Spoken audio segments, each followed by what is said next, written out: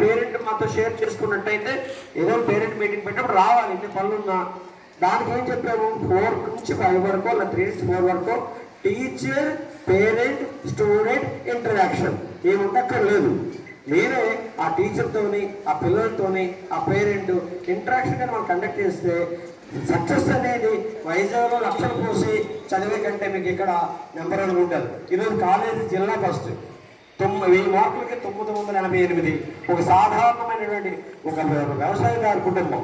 అలాగే ఎంపీసీ చూస్తే 470కి 464.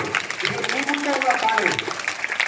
ఇలా స్టేట్ ర్యాంక్ అంటే ఇప్పుడు 31 సంవత్సరం అయ్యింది. మేము ఎక్కడ దీన్ని ఎక్స్పోర్ట్ చేయడానికి మనం అంతగా చేయడం లేదు. కానీ మా దగ్గర చదివించుకున్న పిల్లలు వాళ్ళు అబ్రాడ్ ఎక్కడ ఉంటే, నేను ఒక ఊరు వెళ్ళాను, కందేసి మన అమ్మాయి పేరు ఏం పేరు,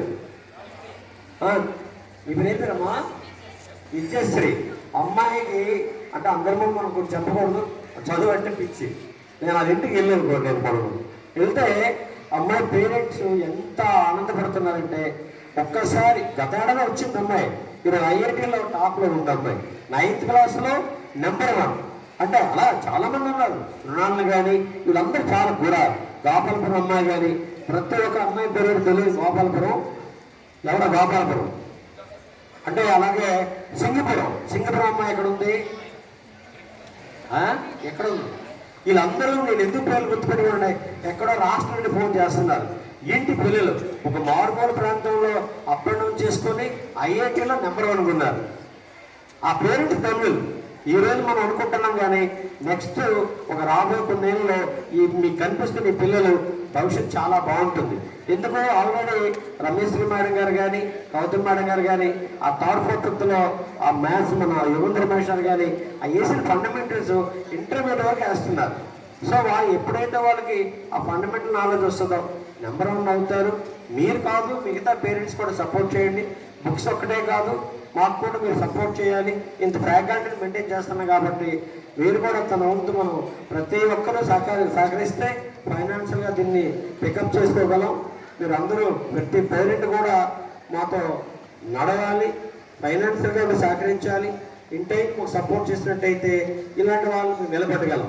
ఇన్ టైంకి వాళ్ళకు కూడా వాళ్ళు 30 రోజులు కష్టపడతారు.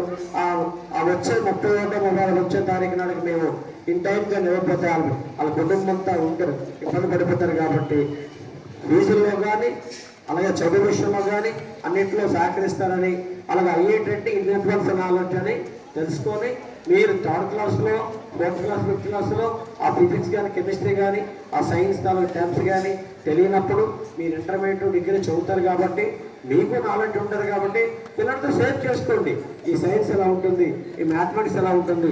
లేకపోతే 6th క్లాస్ పిల్లడికి తండ్రి డిగ్రీ చదువుతాడు, ఆ బీఎస్సీ చేస్తారు. ఆ పిల్లలతో కలవాలి, కూర్చోవాలి, వాళ్ళతో మాట్లాడాలి. ఎప్పుడు టీవీ సీరియళ్ళు, సెల్ ఫోన్, మన పనులు అయితే సక్సెస్ కారు పిల్లలు.